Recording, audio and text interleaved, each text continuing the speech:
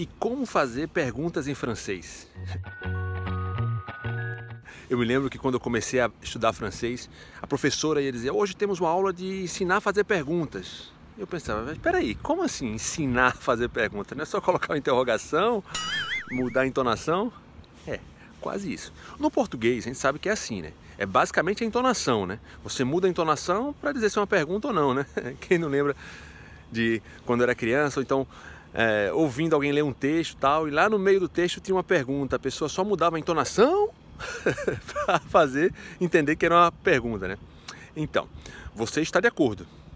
Você está de acordo? Então, só mudando a entonação no português para a gente caracterizar uma pergunta, né? E é aí que está a diferença no francês.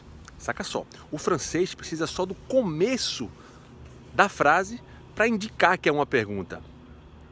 E para isso existe basicamente duas maneiras de fazer isso no francês. A primeira maneira é invertendo o verbo com o pronome. Que danado é isso? Vamos para o exemplo que vai ficar mais claro. Quando você diz, por exemplo, você está de acordo? Em francês seria tu es d'accord. Mas aí se você disser isso, fica parecendo uma afirmação. Aí o que ele faz? Ele inverte o verbo, coloca o verbo antes. Então ao invés de dizer tu es d'accord, você diz es-tu d'accord?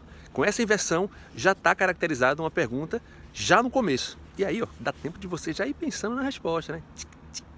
E a outra maneira de indicar que vem uma pergunta em francês é usando a expressão est-ce que. Est-ce que. É uma expressão que não existe similar em português, mas que eu poderia traduzir, embora não haja tradução, para o português como sendo será que, est-ce que. Então, no exemplo, você está de acordo? Tu es d'accord, então você coloca antes do tu es d'accord, o est-ce que, e fica est-ce que tu es d'accord. É como se fosse, será que você está de acordo? Então esse est-ce que já indica que vem uma pergunta por aí. E voilà, as duas maneiras de se fazer uma pergunta em francês.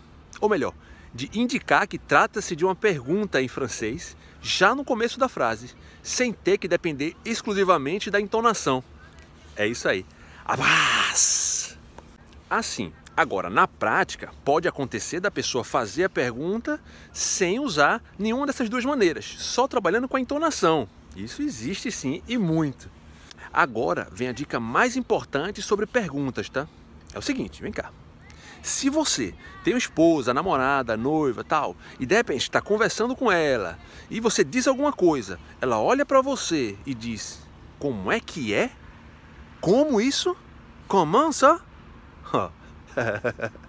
Olha, ela não tá te fazendo uma pergunta não, tá? Na verdade, ela tá te dando uma nova oportunidade de você refazer a frase que você fez.